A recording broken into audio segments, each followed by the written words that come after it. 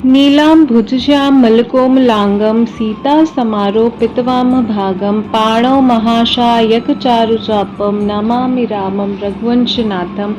मित्रों, आज के इस वीडियो में हम सुनेंगे कार्तिक मास के पुण्यदायी अध्याय 3। ये कार्तिक मास के महात्म्य का तीसरा अध्याय है और इसमें भी हम माता सत्यभामा और श्री कृष्ण जी के वार्तालाप से संबंधित कुछ महत्वपूर्ण प्रसंगों को सुनेंगे। जब आप इस प्रसंग को सुने तो आप कुछ पुष्प इत्यादि जल लेकर हाथ में अपने और कुछ धन इत्यादि लेकर इस कथा का, इस अध्याय, इस महात्म्य का श्रवण करना चाहिए। और कथा पूर्ण होने पर वो दक्षिणा और पुष्प आपको दक्षिणा मंदिर में दान और पुष्प को अपने किसी गमले में इत्यादि में डाल देना चाहिए। तो महात्म्य इस प्रकार है कि माता सत्यभामा कहती हैं भगवान श्री कृष्ण से, हे प्रभु, आप तो सभी काल में व्यापक हैं और सभी काल आपके ही एक समान है, फिर कार्तिक मास में सभी मासों में श्रेष्ठ क्यों बताया गया है?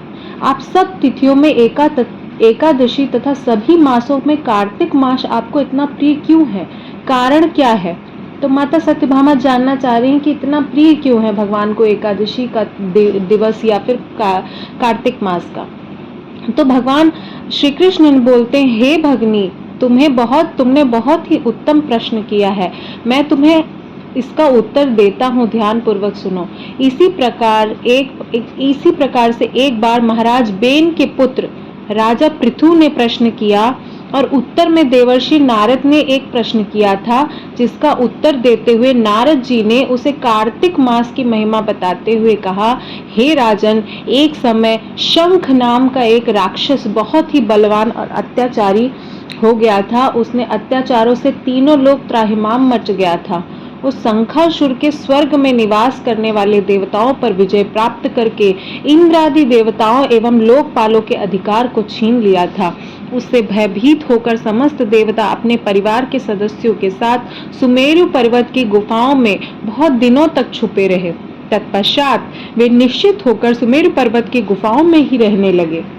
उधर जब शंखासुर को इस बात का पता चला तो देवता आनंद पूर्वक सुमेरु पर्वत की गुफाओं में निवास कर रहे हैं, तो उसने सोचा कि ऐसी कौन सी दिव्य शक्ति अवश्य है जिसके प्रभाव से अधिकारहीन देवता अभी भी बलवान है। सोचते सोचते वह निर्णय पर पहुंचा कि वेद आदि मंत्रों के बल के कारण देवता बलवान हो रहे हैं।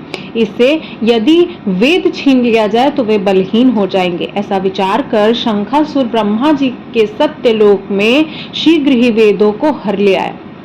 उसके द्वारा ले जाए हुए भय से उसके चंगुल से निकलने और भागे, वहां से जितने भी देवता थे वहां से उसके चंगुल से भागते हुए जल में समा गए।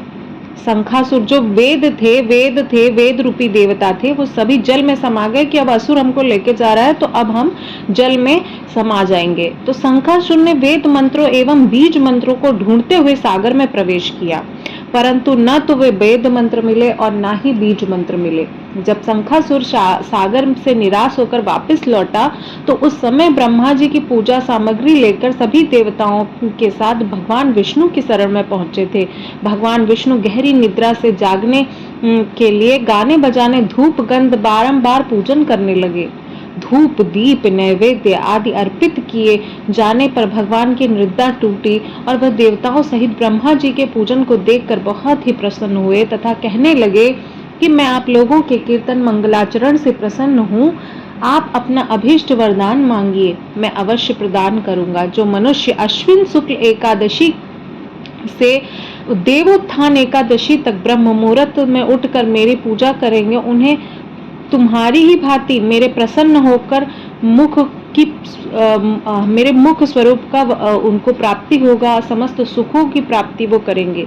आप लोग जो पद्म, अर्च, आचमन और जल इत्यादि सामग्री लेकर मेरे लिए आए हैं, वे अनंत गुणों वाली है और आपको कल्याण प्रदान करने वाली है।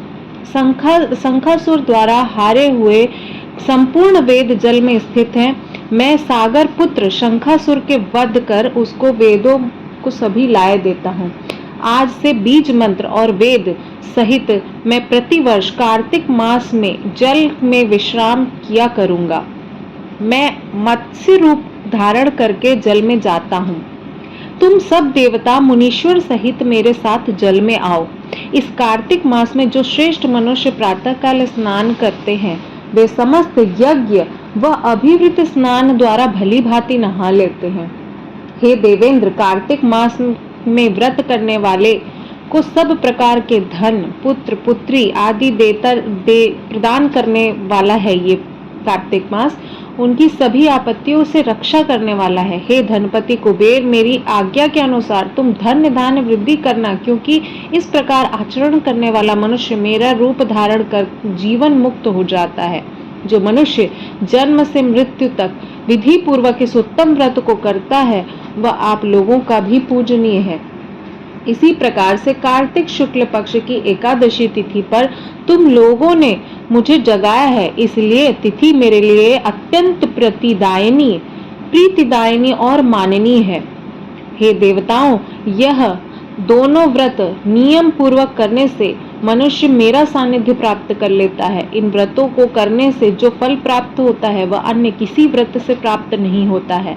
अतः प्रत्येक मनुष्य को सुखी और निरोगी होने के लिए कार्तिक महात्म्य और एकादशी की कथा सुनते हुए नियमों का पालन करना चाहिए। इस प्रकार का वर्णन करते हुए भगवान श्री कृष्ण माता सत्यभामा को अपने कार्तिक मास के प्रिय होने का कारण बताते हुए वर्णन करते हैं। तो आज की कथा यहीं तक थी।